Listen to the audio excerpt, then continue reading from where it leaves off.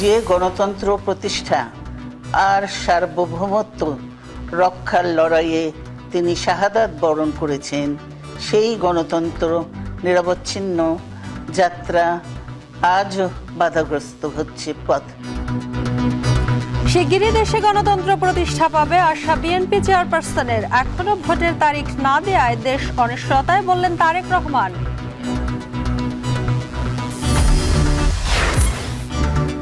ডিসেম্বরে নির্বাচন চায় একটি দল, পূর্ণাঙ্গ সংস্কারে আরো 6 মাস প্রয়োজন, জাপানে ডক্টর ইউনূস। 1,20,000 শ্রমিক পাঠাতে সমঝোতা সই।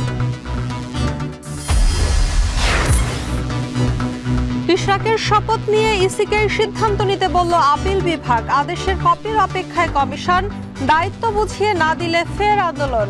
শেষবারের মতো আহ্বান জানাবো, আপনারা অবিলম্বে আমার শপথ গ্রহণ অনুষ্ঠানের জন্য পদক্ষেপ নিন, অন্যথায় আগামীকাল থেকে ঢাকা নগরবাসীকে সাথে নিয়ে এই আন্দোলনকে আরো বেগবান করা হবে।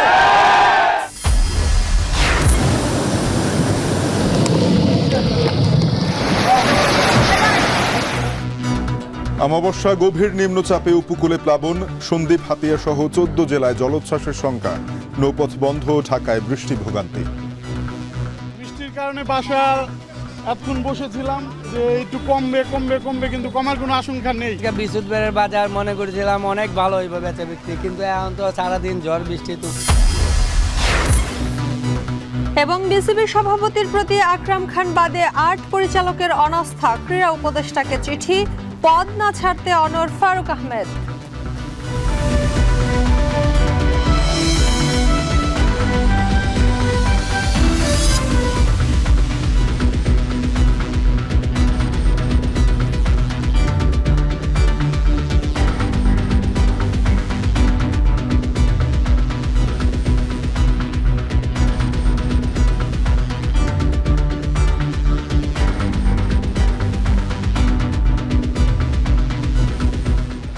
শুনছিলেন শিরোনাম। স্বাগত সাধ্য বাজারে। পুরো আয়োজনে আপনাদের সঙ্গে আছি আমরা দুজন, আমি শম্পা বিশ্বাস এবং আমি তানজিম শাফিন। খুব শিগগিরই দেশে গণতন্ত্র প্রতিষ্ঠা পাবে, নেতাকর্মীদের সে লক্ষ্যে কাজ করার নির্দেশ দিয়েছেন বিএনপি চেয়ারপারসন বেগম খালেদা জিয়া। একই অনুষ্ঠানে দলের ভারপ্রাপ্ত চেয়ারম্যান তারেক রহমান বলেন, অন্তর্বর্তী সরকার 10 মাসেও জাতীয় নির্বাচনের তারিখ ঘোষণা না করায় দেশ অনিশ্চয়তার দিকে। বিকেলে রাজধানীর ইঞ্জিনিয়ার্স ইনস্টিটিউটে সাবেক রাষ্ট্রপতি জিয়াউর রহমানের 44তম শাহাদাত বার্ষিকী উপলক্ষে আলোচনা সভায় তারা এইসব কথা বলেন। দেশের বর্তমান অন্তর্বর্তীকালীন সরকার 10 মাসেও জাতীয় নির্বাচনের সুস্পষ্ট তারিখ ঘোষণা করেনি। ফলে রাষ্ট্র এবং রাজনীতিতে এক ধরনের অনিশ্চয়তা সৃষ্টি হয়েছে, এবং এই অনিশ্চয়তা সৃষ্টি হওয়ার কারণেই আমরা যদি খেয়াল করি, দেশে অর্থনৈতিক কর্মকাণ্ড বলা যায় প্রায় স্থবির হয়ে পড়েছে। জনগণের ভোটে নির্দিষ্ট মেয়াদের একটি স্থিতিশীল সরকার না থাকায় দেশে কাঙ্ক্ষিত বিনিয়োগও হচ্ছে না। সংস্কারের ব্যাপারে কিন্তু কোনো রাজনৈতিক দলের তেমন কোনো আপত্তি নেই, তবে সংস্কার নিয়ে সরকারের অযথা সময় ক্ষেপণে আপত্তি অবশ্যই রয়েছে। বাংলাদেশের জন্মের সাথে জড়িয়ে থাকা এক অবিচ্ছেদ্য নাম শহীদ প্রেসিডেন্ট জিয়াউর রহমান।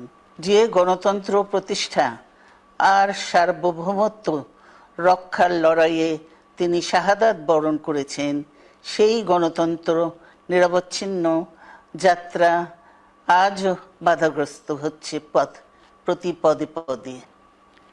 খুব শীঘ্রই আমরা বাংলাদেশকে গণতন্ত্রে পুনঃপ্রতিষ্ঠিত দেখতে পাব। এই হোক শহীদ জিয়ার শাহাদাত বার্ষিকীতে আমাদের অঙ্গীকার। এই লক্ষ্যে সুশৃঙ্খলভাবে এগিয়ে চলার জন্য আমি বিএনপির সকল পর্যায়ের নেতা কর্মী ও দেশবাসীর প্রতি আহ্বান জানাচ্ছি। বিএনপি নেতা ইশরাক হোসেনকে দক্ষিণ সিটির মেয়র ঘোষণার সিদ্ধান্ত নেবে নির্বাচন কমিশন। লিপ্ট আপিল খারিজ করেছেন আপিল বিভাগ। এতে নতুন করে গেজেট দিতে হবে না বলে জানান ইসির আইনজীবী। আর শপথ না পড়ালে আদালত অবমাননা হবে বলে দাবি ইশরাকের আইনজীবীর। রিটকারী আইনজীবী বলছেন, শপথ পড়ানোর আইনগত কোনো সুযোগ নেই। আর জানাচ্ছেন জাহেদ হাসান। মেয়র পদে ইশরাক হোসেনের শপথ গ্রহণের বৈধতা চ্যালেঞ্জ করে লিভ টু আপিলের শুনানি হয় আপিল বিভাগের পূর্ণাঙ্গ বেঞ্চে। শুনানিতে নির্বাচন কমিশনের ভূমিকায় উষ্মা প্রকাশ করেন আপিল বিভাগ। আইন মন্ত্রণালয় পাঠানো চিঠিকে অপ্রয়োজনীয় বলেন প্রধান বিচারপতি। ইশরাকের ইস্যুতে নির্বাচন কমিশন সঠিক সিদ্ধান্ত নিতে ব্যর্থ হয়েছে বলেও ক্ষোভ প্রকাশ করেন সর্বোচ্চ আদালত। আপিল বিভাগ লিভ টু আপিলে নিষ্পত্তি করে আদেশ দেন নির্বাচন কমিশনকে এ বিষয়ে সিদ্ধান্ত নিতে। পরে গণমাধ্যমকে ইসির আইনজীবী বলেন নতুন করে আর গেজেট করতে হবে না। তারা বলছেন যে ইলেকশন কমিশনের সাংবিধানিক দায়িত্ব পালনের ক্ষেত্রে অন্যের মুখাপেক্ষি হওয়ার প্রয়োজন ছিল না, প্রয়োজন নাই। সেখানে নির্বাচন কমিশনের গেজেটটাকে বাতিল ঘোষণা করার কোনো সিদ্ধান্ত প্রকাশ করেন নাই। এই গেজেটটা বহাল রয়ে গেছে। ইলেকশন কমিশন যে গেজেট করেছেন এটা ইলিগাল করেছেন এই মর্মে কোনো সিদ্ধান্ত আপিল বিভাগ থেকে প্রকাশ্যে আসেন নাই। এখন পরিপূর্ণ জাজমেন্ট পাওয়ার দেখা যাবে যে আর বাকি কি অবজারভেশন দিয়ে নিষ্পত্তি করেছেন। এদিকে ইশরাকের আইনজীবী বলেন এই আদেশের পর ইশরাককে শপথ না পড়ানো হবে আদালত অবমাননা। Election commission cannot back out from their earlier opinion, অর্থাৎ আগে যে ওপিনিয়ন দিয়েছে সেখান থেকে তারা সরিয়ে সুযোগ নাই। সুতরাং তারা একই রকম সিদ্ধান্ত নিলে শপথ দিতে সরকার বাধ্য হবে। যদি শপথ না দেয় সরকারের পক্ষ থেকে তারা আইন মানে না, আইনের ব্যত্যয়তা এসে এটা জনসমক্ষে চলে আসবে, তাই সরকার কিন্তু অনেকভাবে ক্ষতিগ্রস্ত হবে। ইসি নির্বাচনী ট্রাইব্যুনালের রায়ের বিরুদ্ধে আপিল না করলে আবারও আইনি পদক্ষেপ নেয়ার কথা জানান রিটকারী আইনজীবী। ইশরাককে শপথ পড়ানোর সুযোগ নেই বলেও দাবি তার। আজকে ইলেকশন কমিশনের লয়ার এসেছিলেন, ওনাদেরকে প্রথমে আদালত জিজ্ঞেস করেছেন নিরপেক্ষ দায়িত্ব আপনারা সেটা ঠিকমতো পালন করছেন না কেন। এটা তো আমাদের একটা লিটমাস কেস, আপনারা সেই লিটমাস কেসে ব্যর্থ হচ্ছেন, তাহলে জাতির কাছে কি মেসেজ যাবে? আগামী নির্বাচন আপনারা কিভাবে করবেন? আপনারা কনস্টিটিউশনাল দায়িত্ব পালন করতে ব্যর্থ হয়েছেন। 5 আগস্টে শেখ হাসিনা সরকারের পতনের মধ্য দিয়ে পরিবর্তিত রাজনৈতিক পরিস্থিতিতে দেশের সব সিটির মেয়রদের অপসারণ করা হয়। পরে ঢাকা দক্ষিণ সিটিতে প্রশাসক নিয়োগ দিয়েছে সরকার। জাহিদ হাসান, এখন ঢাকা। ইশরাক হোসেন ইস্যুতে উচ্চ আদালতের আদেশের কপি হাতে না পাওয়া পর্যন্ত কোনো মন্তব্য করতে চান না সিইসি। বিকেলে সাংবাদিকদের তিনি আরও বলেন, আদালতের রায়ের কপি পেলে আইন দেখে সিদ্ধান্ত জানাবে নির্বাচন কমিশন। অ্যাপিলেট ডিভিশনের কোনো রায় এখনো পাই নাই। এটা পাওয়ার পরে এটা কি রায় আসে, কি ধরনের সিদ্ধান্ত আসে ইত্যাদি আইনগত বিভিন্ন দিক পরীক্ষা নিরীক্ষা করে আমাদের যা করণীয় সেটা আমরা সেভাবে করব। রায়টা আপনারা কিভাবে দেখছেন? না, রায় তো পাই নাই। আমি টেলিভিশনের হেডলাইন দেখে তো কোনো সিধা মন্তব্য করা যায় না। না, আইনজীবীর সাথে আমাদের কোনো কথা হয়নি।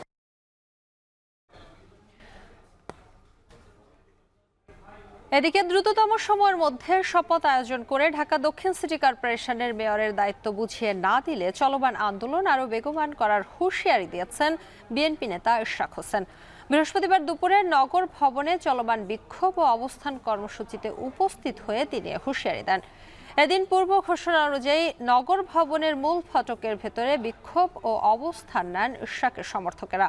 কয়েকদিন ধরে ঢাকাবাসীর ব্যানারে হওয়া এই আন্দোলনকারীরা বৃষ্টি উপেক্ষা করেই চালিয়ে যান কর্মসূচি। দুপুরের পর ইশরাক হোসেন উপস্থিত হয়ে বলেন, আদালত সিদ্ধান্ত দেওয়ার পরও গড়িমসি করছে সরকার। মেয়রের দায়িত্ব বুঝিয়ে দিতে অন্তর্বর্তী সরকার ব্যর্থ হয়েছে মন্তব্য করে ইশরাক হোসেন বলেন, আদালতের নির্দেশনা না মানলে তা হবে অবমাননা।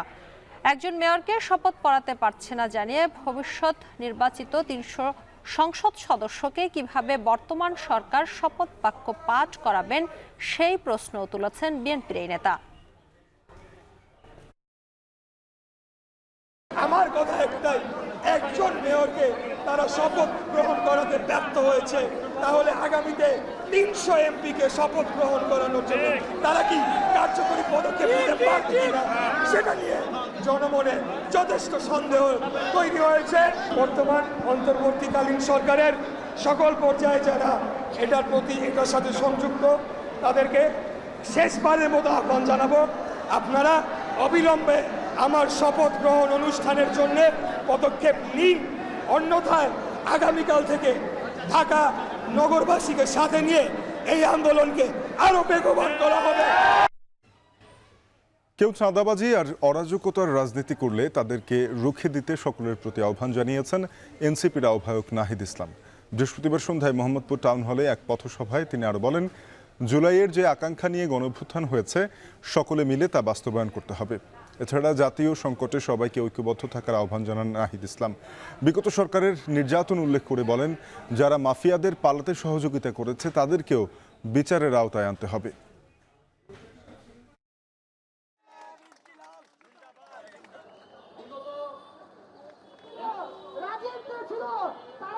নেতৃত্ববৃন্দ রয়েছেন যারা এলাকা এলাকা এখনো কাজ করছেন, তাদেরকে আন্তরিকভাবে ধন্যবাদ জানাই এবং কৃতজ্ঞতা জানাই।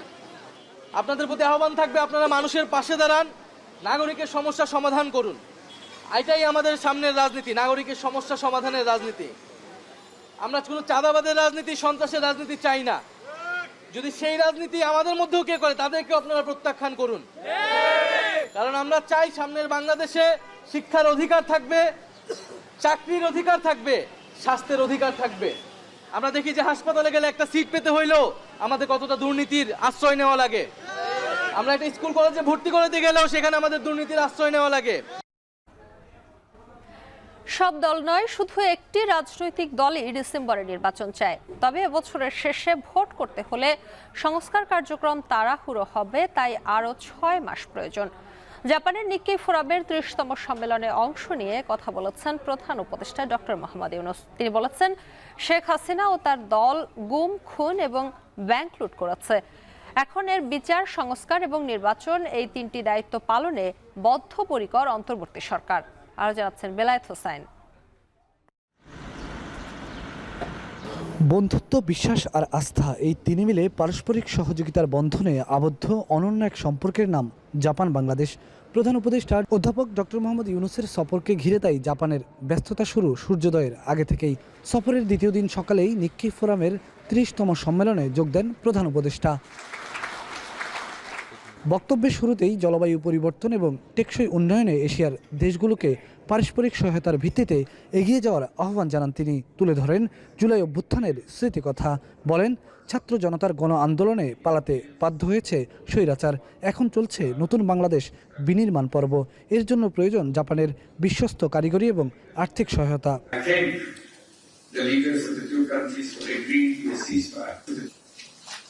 And I hope for continued peace, stability, and coexistence in South Asia and beyond.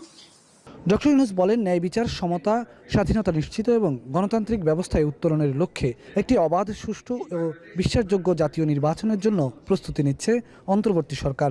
We are working hard to fulfill the dreams and aspirations of our people, to ensure justice, equality, freedom, and dignity of people, and prepare for a free, fair, and credible election.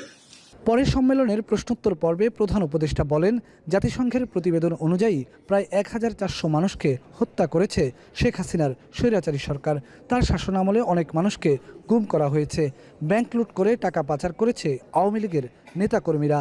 তাই অন্তর্বর্তী সরকার শুরুতে আর্থিক খাতকে স্থিতিশীল করার চেষ্টা করছে। বৃদ্ধি পাচ্ছে রিজার্ভ।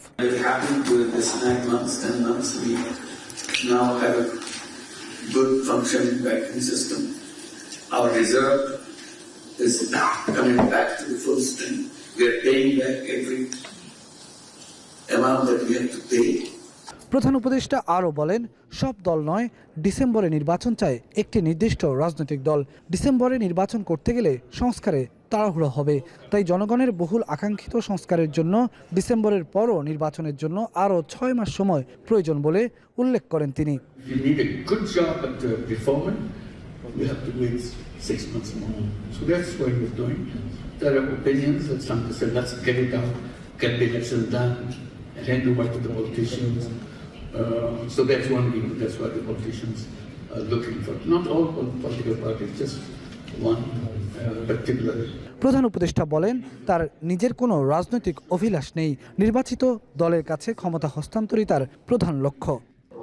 সংস্কার, বিচার এবং নির্বাচন, মূলত এই 3টি বিষয়কেই প্রাধান্য দিয়ে কাজ করে যাচ্ছে অন্তর্বর্তী সরকার। এশিয়ার দেশগুলোর সামনে এমন রূপরেখাই তুলে ধরলেন বাংলাদেশের প্রধান উপদেষ্টা ডক্টর মোহাম্মদ ইউনূস। পাশাপাশি নতুন বাংলাদেশ বিনির্মাণে জাপানের কাছে সহায়তা চেয়েছেন তিনি। নির্বাচনের জন্য ডিসেম্বরের পরেও কেন আরও 6 মাস প্রয়োজন, সে বিষয়েও সুস্পষ্টভাবে ব্যাখ্যা দিলেন অন্তর্বর্তী সরকারের প্রধান। নিক্কেই ফোরামের 30তম সম্মেলন থেকে বেলায়েত হোসাইন, এখন টোকিও, জাপান। ক্রমবর্ধমান শ্রমিক সংকট মোকাবিলায় আগামী 5 বছরে বাংলাদেশ থেকে অন্তত 1 লাখ শ্রমিক নেবে জাপান। জাপানে বাংলাদেশিদের জন্য কর্মসংস্থানের সুযোগ সৃষ্টি করতে অন্তর্বর্তীকালীন সরকার প্রয়োজনীয় সব সহযোগিতা করবে বলে জানিয়েছেন প্রধান উপদেষ্টা অধ্যাপক মোহাম্মদ ইউনূস। হাসিবুল্লাহর প্রতিবেদন। জাপানে ক্রমাগত কমছে জনসংখ্যা, এদিকে তথ্য প্রযুক্তিতে আধুনিক এই রাষ্ট্রের প্রয়োজন বিপুল শ্রমশক্তি। এই অবস্থায় আগামী 5 বছরে বাংলাদেশ থেকে অন্তত 1 লাখ শ্রমিক নেবে জাপান। বৃহস্পতিবার টোকিওতে এক সেমিনারের পর প্রধান উপদেষ্টার উপস্থিতিতে জনশক্তি নিয়ে 2টি সমঝোতা সই করেছে দুদেশ।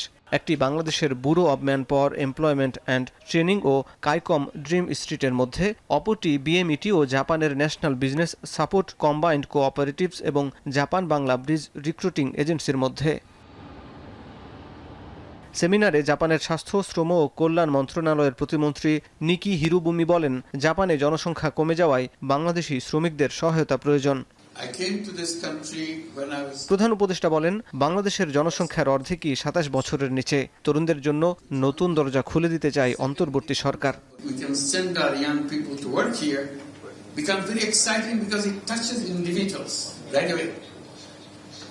When you build a port, I don't know how it will come to me, how we are benefited, but it's good news. We have a port Japanese are building for us. But when you say you have a job waiting for you, a language waiting for you in Japan, it's immediately become personal. Yes, I can be one of them. এদিকে নিক্কে সম্মেলনের ফাঁকে টোকিওর imperial হোটেলে মালয়েশিয়ার সাবেক প্রধানমন্ত্রী Mahathir মোহাম্মদের সঙ্গে বৈঠক করেন ডক্টর ইউনূস। এ সময় তাকে জন্ম শতবার্ষিকীর অভিনন্দন জানান প্রধান উপদেষ্টা। 40 মিনিটের বৈঠকে বাংলাদেশের আসিয়ানের সদস্য হওয়ার আকাঙ্ক্ষা ও রোহিঙ্গা প্রত্যাবাসন সহ পারস্পরিক স্বার্থ সংশ্লিষ্ট বিষয়ে আলোচনা করেন দু নেতা। সম্মেলনের সাইডলাইনে প্রধান উপদেষ্টার সঙ্গে সাক্ষাৎ করেন জাইকার president doctor Tanaka Akihiko. Japan আন্তর্জাতিক সহযোগিতা সংস্থাকে মহেশখালী মাতারবাড়ি সমন্বিত উন্নয়ন উদ্যোগের প্রতি সহায়তা জোরদার করার আহ্বান জানান ডক্টর মোহাম্মদ ইউনূস। হাসিবুল্লাহ, এখন ঢাকা। বিশ্ব শান্তি প্রতিষ্ঠায় বাংলাদেশ আজ একটি স্বীকৃত এবং অত্যন্ত গ্রহণযোগ্য নাম। দেশের শান্তিরক্ষীগণ জীবনের ঝুঁকি নিয়ে উন্নত প্রশিক্ষণ, মূল্যবোধ, দক্ষতা আর নিরপেক্ষতার প্রমাণ রেখে সব চ্যালেঞ্জ মোকাবিলায় সর্বদা প্রস্তুত বলে জানিয়েছেন সেনাপ্রধান জেনারেল ওয়াকারুজ্জামান। বৃহস্পতিবার সকালে শেরেবাংলা নগরে বাংলাদেশ চীন মৈত্রী আন্তর্জাতিক সম্মেলন কেন্দ্রে আন্তর্জাতিক শান্তিরক্ষী দিবস উপলক্ষে আহত শান্তিরক্ষীদের সংবর্ধনা দেওয়া হয়। সংবর্ধনায় অর্থ উপদেষ্টা ডক্টর সালেউদ্দিন আহমেদ উপস্থিত ছিলেন। এ সময় সেনাপ্রধান বলেন, পুরুষ সদস্যের পাশাপাশি নারী সদস্যরাও অগ্রণী ভূমিকা পালন করছে। প্রধান অতিথির বক্তব্যে অর্থ উপদেষ্টা বলেন, জাতিসংঘের শান্তিরক্ষা মিশনে সহযোগিতা অব্যাহত রাখবে বাংলাদেশ। বিশ্ব শান্তি প্রতিষ্ঠায় বাংলাদেশ আজ একটি স্বীকৃত এবং অত্যন্ত গ্রহণযোগ্য নাম। সর্বমোট ৫,১১৮ জন শান্তিরক্ষী বিশ্বের বিভিন্ন দেশের 9টি শান্তিরক্ষা মিশনে নিয়োজিত রয়েছে। পুরুষ সদস্যের পাশাপাশি আমাদের নারী শান্তিরক্ষীরাও অগ্রণী ভূমিকা পালন করে চলেছেন। আমাদের শান্তিরক্ষীগণ নিজের জীবনের ঝুঁকি নিয়ে উন্নত প্রশিক্ষণ, নৈতিক মূল্যবোধ, দক্ষতা এবং নিরপেক্ষতার প্রমাণ রেখে সকল চ্যালেঞ্জ মোকাবেলায় সর্বদা প্রস্তুত। সম্পাদ, বঙ্গোপসাগরে গভীর নিম্নচাপের প্রভাবে সারা দেশেই আজ সারাদিন ব্যাপী বৃষ্টি হয়েছে। 14টি উপকূলীয় জেলায় 2 থেকে 4 ফুট জলোচ্ছ্বাসের সংখ্যা রয়েছে এবং এখনও বৃষ্টি অব্যাহত রয়েছে সেই জেলাগুলোতে। ঢাকাতেও আমরা দেখছি যে দিনব্যাপী বৃষ্টি হচ্ছে। এবং শাফিন, সময়ের সঙ্গে সঙ্গে কিন্তু এই ঝড় বৃষ্টির পরিমাণ আরও বেড়ে গিয়েছে, যার ফলে অনেক নিম্নাঞ্চল তলিয়ে গেছে। এটি আমাদের হাতে প্রতিবেদন রয়েছে, আমরা দেখে আসবো সেটি।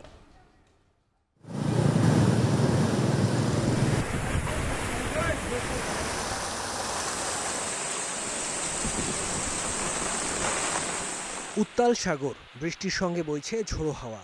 প্লাবিত হচ্ছে উপকূলীয় বিভিন্ন এলাকার নিম্নাঞ্চল। বন্ধ রয়েছে অভ্যন্তরীণ রুটে নৌ চলাচল।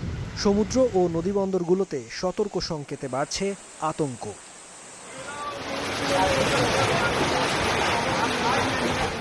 বেড়িবাঁধ না থাকায় এরই মধ্যে নোয়াখালীর দ্বীপাঞ্চল হাতিয়া ও নিঝুম দ্বীপ সহ নিম্নাঞ্চল জোয়ারের পানিতে প্লাবিত হয়েছে।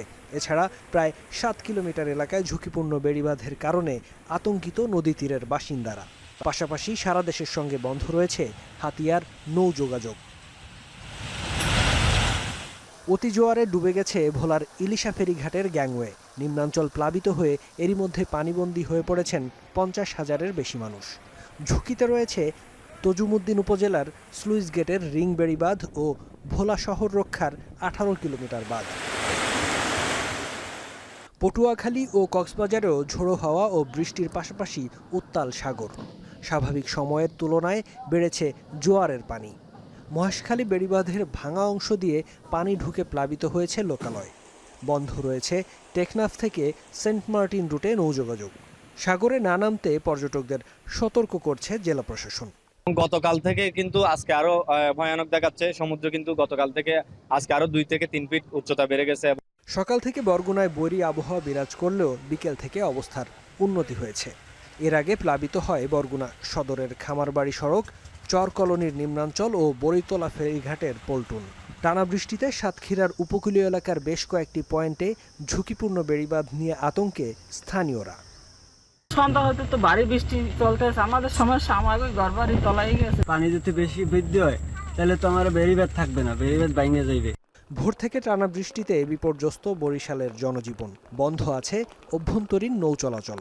এতে ভোগান্তিতে পড়েছেন বিভিন্ন রুটের যাত্রীরা। এছাড়া কুমিল্লা নগরীর নিচু এলাকায় সৃষ্টি হয় জলাবদ্ধতা, যাতে ভোগান্তিতে পড়ে শহরবাসী।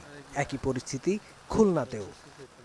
জানতাম না যে আমি আসলে যে লঞ্চটা বন্ধ হবে, বন্ধ থাকবে। আসছিলাম হাসপাতাল, আমার মেয়ে অসুস্থ, তো সেখান থেকে বলা চলে যাব, এখন আইসা দেখি যে লঞ্চ বন্ধ। এদিকে গেল 2 দিন ধরে রাঙামাটিতে হালকা ও মাঝারি বৃষ্টিতে দেখা দিয়েছে ভূমিধসের শঙ্কা। 10 উপজেলায় পাহাড় ধসের সতর্কতা জারি করে নিরাপদ স্থানে আশ্রয় নেয়ার নির্দেশ দিয়েছে স্থানীয় প্রশাসন। প্রস্তুত করা হয়েছে 267টি আশ্রয় কেন্দ্র। ফেরদৌস আবির, এখন। আবহাওয়ার সবশেষ খবর জানাতে ভোলার ইলিশা ফেরিঘাট থেকে এই মুহূর্তে যুক্ত হচ্ছেন সহকর্মী ইমতিয়াজুর রহমান। ইমতিয়াজ, দুর্যোগপূর্ণ আবহাওয়ায় নৌ যোগাযোগ বন্ধ আছে কিনা জানাবেন, সেই সঙ্গে জেলে এবং মৎস্যজীবীদের খবরাখবর জানাবেন।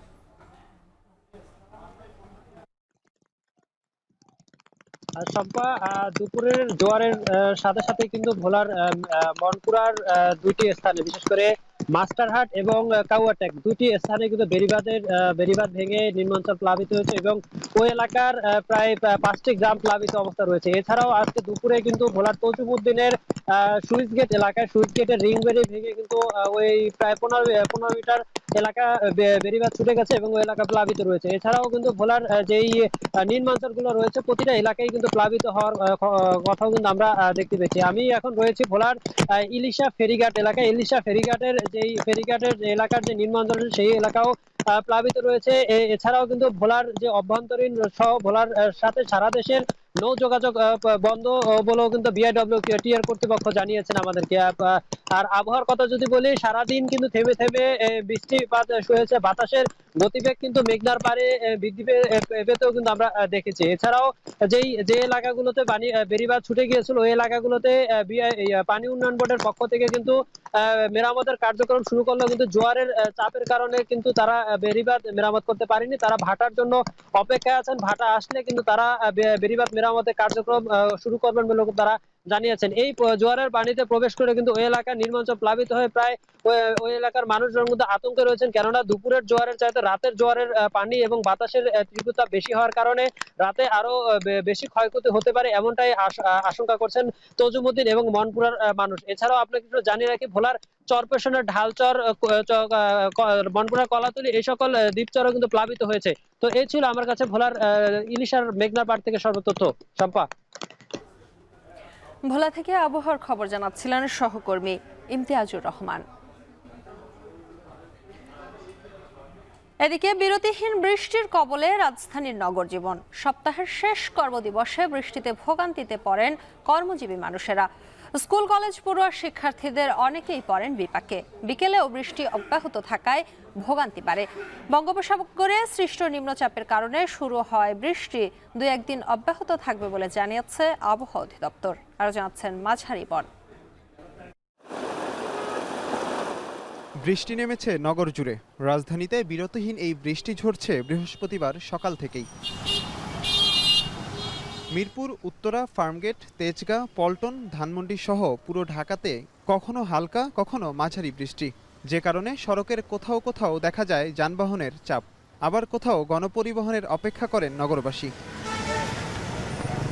সপ্তাহের শেষ কর্মদিবসে বৃষ্টিতে ভোগান্তি বাড়ে স্কুল কলেজ পড়ুয়া, শিক্ষার্থী আর কর্মজীবী সাধারণ মানুষের। অভিযোগ করেন বাড়তি ভাড়া আদায়েরও। অফিস তো আর বুঝবে না যে বৃষ্টি কি, তাদেরকে জবাবদি করতে হবে, বৃষ্টির মধ্যে কাজ করতে হবে, এভাবে আমাদেরকে আর কি করতে হয় আর কি। দাঁড়ায় আসা আর মানুষ অনেক, তো অফিস আদালত টাইমের ক্ষেত্রে মানুষের ভিড় প্রচুর। সকাল থেকে বৃষ্টি, তো বৃষ্টির কারণে বাসা এতক্ষণ বসেছিলাম যে একটু কমবে, কিন্তু কমার কোনো আশঙ্কা নেই। যেহেতু বৃষ্টিটা বেশি, যার জন্য বের হইতে পারি না, এখন একটু কমছে বিদায় এখন বের হয়েছি।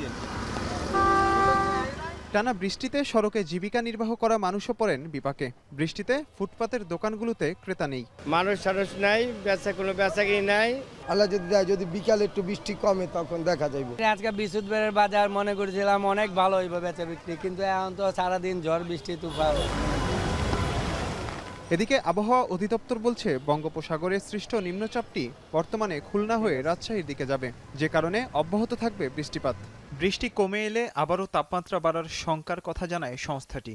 আজকের থেকে আগামীকাল বৃষ্টি আরও বেশি হওয়ার সম্ভাবনা রয়েছে এবং পরশুদিন আপনার হয়তো দুপুর নাগাদ থেকে গ্র্যাজুয়ালি বৃষ্টি কমে থাকবে। একবার তো থেমে যাবে না, এটা হয়তো আপনার দক্ষিণ অঞ্চলে আগে কিছুটা ক্লিয়ার হবে, তারপরে উত্তর অঞ্চল, তারপর ধীরে ধীরে আমরা আশা করি পরশুদিন পরের দিনে মোটামুটি সারা দেশে ক্লিয়ার হয়ে যাবে। এই বৃষ্টির কারণে যেটা আপনার বিশেষ করে পাহাড়ি অঞ্চলে ভূমিধস হতে পারে। যেহেতু এটা নিম্নচাপ থেকে গভীর নিম্নচাপের দিকে যাবে, সেক্ষেত্রে বাতাসের যে গতি আপনার 40-50 কিলো, কোনো কোনো জায়গায় আপনার যেটা আমরা গাছটি বলি দমকা ঝড় হওয়া 50 থেকে 60 হতে পারে, ওইরকম বেশি বাতাস হবে না। বৃষ্টি দিনব্যাপী অব্যাহত থাকায় বৃহস্পতিবার সকাল গড়িয়ে বিকেল সন্ধ্যায়ও ভোগান্তি পোহাতে হয় কর্মজীবী মানুষের। মাঝার ইমন, এখন, ঢাকা। রাজধানীতে বৃষ্টির ভোগান্তি নিয়ে আরও জানাতে মতিঝিল থেকে যুক্ত হয়েছেন সাজিদ আরাফাত। সাজিদ, জানাবেন যে সন্ধ্যার পর বৃষ্টিতে নগর জীবনের কি পরিস্থিতি, পথচারীদের কি অবস্থা, যানজট কেমন দেখছেন?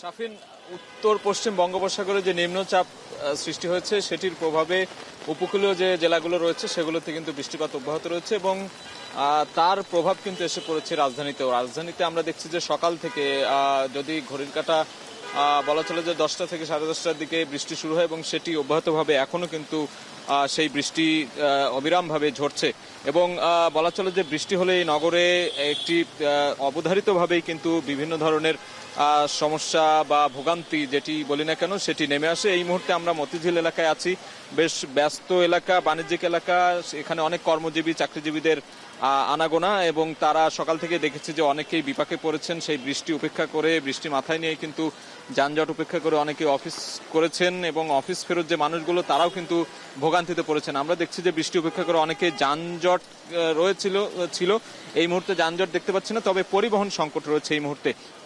পরিবহন সংকটের কারণে কিন্তু অনেকেই দেখছে যে এই বৃষ্টির মধ্যেও কিন্তু তারা ভোগান্তি নিয়েই বাড়ি ফিরছেন, ঘরে ফিরছেন এবং সারা দিনব্যাপী কর্মজীবী মানুষরা কিন্তু অনেকেই ভোগান্তিতে ছিলেন। এই মুহূর্তে আমরা দেখছি যে বাড়তি ভাড়ার একটি অভিযোগ পাচ্ছি আমরা। এখানে বৃষ্টির দিন হলেই কিন্তু দেখা যায় বিভিন্ন জায়গায় জলজট বা জলাবদ্ধতা হয় বা অন্যান্য গাড়ি পরিবহন সংকটের কারণে রিক্সা, সিএনজির ভাড়া বেড়ে যায় এবং সেই বাড়তি ভাড়া মিটিয়েই কিন্তু অনেকেই যে যাত্রীরা রয়েছেন যারা কর্মজীবী মানুষ, চাকরিজীবী, তারা কিন্তু ঘরে ফিরছেন এবং এই মুহূর্তে আমরা দেখছি বিভিন্ন মানুষ এখানে বৃষ্টি মাথায় নিয়েই কিন্তু তারা ঘরে ফিরছেন এবং এই যে ভোগান্তির কথা বলছিলাম তারাও সেটি বলছিলেন যে এই বৃষ্টি হলেই কিন্তু ভোগান্তি হয় এবং সেটি স্বাভাবিকভাবেই তারা মেনে নিয়ে এই রাজধানীতে কিন্তু এই বৃষ্টি নিয়ে চলাচল করতে হয়। এবং আবহাওয়া অফিসের তথ্য যদি বলতে চাই, তারা যেটি বলছে যে এই ধরনের বৃষ্টি নিম্নচাপের কারণে আরো 2 দিন চলবে এবং উপকূলীয় যে জেলাগুলো রয়েছে 14টি জেলা, বরিশাল, পটুয়াখালী, ভোলা, খুলনা থেকে শুরু করে যে অঞ্চলগুলো রয়েছে সেগুলোকে 2 থেকে 4 ফুট যে জলোচ্ছ্বাসের প্লাবন হওয়ার যে একটি আশঙ্কা সেটিও কিন্তু আবহাওয়া অফিস জানিয়েছে এবং আবহাওয়া অফিস এমনটিও বলেছে যে 4টি যে সমুদ্র বন্দর রয়েছে সেগুলোকে 3 নম্বর স্থানীয় সতর্কতা সংকেত দেখে যেতে বলা হয়েছে এবং যে সমুদ্র উপকূলে যেসব মাছ ধরার ট্রলার নৌকা রয়েছে সেগুলোকে পরবর্তী নির্দেশ না দেওয়া পর্যন্ত উপকূলের কাছাকাছি সাবধানে সতর্কতার সাথে থাকতে বলা হয়েছে। এমন বার্তাই কিন্তু আবহাওয়া অফিসের পক্ষ থেকে দেওয়া হয়েছে এবং শুক্রবার আগামীকালও এই টানা বৃষ্টিপাত হতে পারে বলে তারা জানিয়েছে এবং এই বৃষ্টিপাতের ফলে যে বিভিন্ন ধরনের আমরা দেখছি যে ভোগান্তির সৃষ্টি হয়েছে উপকূলীয় জেলাগুলোতে, যেমন রাজধানীতেও কিন্তু এর প্রভাব পড়েছে। তো এই ছিল রাজধানীর মতিঝিল এলাকা থেকে আমার কাছে থাকা এই মুহূর্তে সবশেষ খবর। সহকর্মী সাজিদা আরাফাত যুক্ত হয়েছিলেন মতিঝিল থেকে, জানাচ্ছিলেন রাজধানীতে বৃষ্টির ভোগান্তির খবর। এদিকে সাগরে গভীর নিম্নচাপের প্রভাবে পশ্চিমবঙ্গেও অব্যাহতভাবে ভারী বৃষ্টি হচ্ছে। কলকাতা সহ রাজ্যের 12টি জেলায় জারি করা হয়েছে কমলা সতর্কতা। নিম্নচাপটি স্থলভাগের দিকে অগ্রসর হওয়ায় দক্ষিণের 9 জেলায় আগামী 48 ঘন্টা ভারী বৃষ্টির পূর্বাভাস দিয়েছে আলিপুর আবহাওয়া দপ্তর। দুর্যোগ মোকাবিলায় নবান্নে জরুরি সংবাদ সম্মেলন করেছেন পশ্চিমবঙ্গের মুখ্যমন্ত্রী মমতা বন্দ্যোপাধ্যায়। এদিকে একটানা প্রবল বর্ষণে 7 সিস্টারের 3 রাজ্যে জারি করা হয়েছে রেড অ্যালার্ট। সতীর্থ কর্মকারের প্রতিবেদন। ভারতের শিয়রে ফের দুর্যোগের প্রকোপ। নির্ধারিত সময়ের আগে বর্ষার আগমনে বিপর্যস্ত পশ্চিমবঙ্গের কলকাতা সহ 9 জেলা। আবহাওয়া দপ্তরের আশঙ্কা, বঙ্গোপসাগরে সৃষ্ট গভীর নিম্নচাপটি সাগরদ্বীপ এবং খেপুপাড়ার মধ্য দিয়ে পশ্চিমবঙ্গ বাংলাদেশ উপকূল হয়ে পরিণত হতে পারে অতি গভীর নিম্নচাপে। জোয়ারের সময় বৃষ্টিপাত অব্যাহত থাকলে দেখা দিতে পারে বন্যাও। কলকাতা সহ রাজ্যের 12 জেলায় জারি করা হয়েছে কমলা সতর্কতা। এমন পরিস্থিতিতে বৃহস্পতিবার নবান্নে জরুরি সংবাদ সম্মেলন করেছেন পশ্চিমবঙ্গের মুখ্যমন্ত্রী মমতা বন্দ্যোপাধ্যায়। দুর্যোগ মোকাবিলায় রাজ্য প্রস্তুত বলে আশ্বস্ত করেছেন তিনি। আমাদের রিপোর্ট অনুযায়ী 48 ঘন্টার পূর্বাভাস আছে ভারী বর্ষা, এবং সেক্ষেত্রে গভর্নমেন্টের যা যা করণীয়, সিএস অলরেডি ডিজাস্টার ম্যানেজমেন্ট নিয়ে আমি নিজেও মিটিং করেছি আগে। সিএসও প্রত্যেকটা ডিস্ট্রিক্ট ব্লক লেভেল পর্যন্ত করেছে। দক্ষিণ 24 পরগনার বিভিন্ন জায়গায় মাটির বাঁধ টপকে লোকালয়ে ঢুকছে পানি। সাইরেন বাজিয়ে সতর্ক করা হচ্ছে স্থানীয় বাসিন্দা থেকে পর্যটকদের। সমুদ্র উত্তাল থাকায় জেলেদের সাগরে যেতে নিষেধ করা হচ্ছে। আলিপুর আবহাওয়া দপ্তর বলছে আগামী 24 থেকে 48 ঘন্টার মধ্যে অতি বৃষ্টি শুরু হবে উত্তরবঙ্গে। এছাড়া রোববার পর্যন্ত উত্তরবঙ্গের সব জেলায় ভারী থেকে অতি ভারী বৃষ্টির পূর্বাভাস দেওয়া হয়েছে। অন্যদিকে গেল কয়েকদিনের টানা প্রবল বর্ষণে মুম্বাই ও দিল্লিতে জারি হয়েছে হলুদ সতর্কতা। 31 তারিখ পর্যন্ত বৃষ্টিপাত অব্যাহত থাকার পূর্বাভাস দেওয়া হয়েছে। বৃষ্টির পাশাপাশি দেখা দিতে পারে বজ্রপাত ও ঝোড়ো হাওয়া। আগামী দুদিন ভারতের উত্তর পূর্বাঞ্চলীয় রাজ্যগুলোয় ভারী বৃষ্টিপাতের পূর্বাভাস দেওয়া হয়েছে। একটানা প্রবল বর্ষণে 7 সিস্টার্সের 3 রাজ্য আসাম, ত্রিপুরা ও মিজোরামের কিছু অংশে জারি করা হয়েছে রেড অ্যালার্ট। মিজোরামে বন্ধ আছে সব শিক্ষা প্রতিষ্ঠান। এমন পরিস্থিতিতে সিকিম সফর বাতিল করেছেন প্রধানমন্ত্রী নরেন্দ্র মোদী। কর্ণাটকেও জারি হয়েছে হলুদ সতর্কতা। একটানা বৃষ্টিতে টেক সিটি বেঙ্গালুরুতে তৈরি হয়েছে জলাবদ্ধতা। হাঁটু পানির কারণে দুর্ভোগে পড়তে হয় অফিসগামীদের। ভারী বৃষ্টির পাশাপাশি ঝোড়ো হাওয়া আঘাত এনেছে কাশ্মীরেও। গাছপালা ভেঙে কেন্দ্রশাসিত অঞ্চলটিতে ক্ষতিগ্রস্ত হয়েছে বেশ কয়েকটি স্থাপনা। লা নিনার কারণে চলতি বছর বৃষ্টির দাপট অব্যাহত থাকার পূর্বাভাস দিয়েছেন আবহাওয়াবিদরা। চলতি মাসের প্রথম 28 দিন স্বাভাবিকের তুলনায় 31% ভারী বৃষ্টিপাত দেখেছে ভারত। সতীর্থ কর্মকার, এখন বিশ্ব। বিশ্বের সবচেয়ে মজবুত আরএফএল ল্যাডার, যা 6061 গ্রেড অ্যালুমিনিয়ামে তৈরি। শক্তিশালী এমএস ক্রসবার নিশ্চিত করে সর্বোচ্চ নিরাপত্তা। RFL ladder. সিলেটের বিয়ানীবাজার উপজেলার মুরিয়া ইউনিয়নের নোয়াগ্রাম সীমান্ত দিয়ে 21 জনকে পুশিন করেছে বিএসএফ। এদের সবাইকে আটক করে হেফাজতে নিয়েছে বিজিবি জানায়, শ্রীমঙ্গল সেক্টরের অধীনে বিয়ানীবাজার ব্যাটালিয়নের নয়াগ্রাম বিওপিতে কাঁটাতারের বেড়া দিয়ে সকালে বাংলাদেশ সীমান্তে 21 জনকে পুশিন করা হয়, যাদের মধ্যে 7 জন শিশু, 9 জন নারী এবং 5 জন পুরুষ রয়েছে বলে জানা গেছে। তাদের বিয়ানীবাজার থানায় প্রেরণ করা হয়েছে। এর আগে বুধবার সিলেটের বিভিন্ন সীমান্ত দিয়ে 82 জনকে পুশিনের 24 ঘন্টার মধ্যে আজ আবারও সীমান্ত দিয়ে 21 জনকে পুশিন করল বিএসএফ। এতে সীমান্ত এলাকার বাসিন্দাদের মধ্যে ক্রমেই বাড়ছে উদ্বেগ।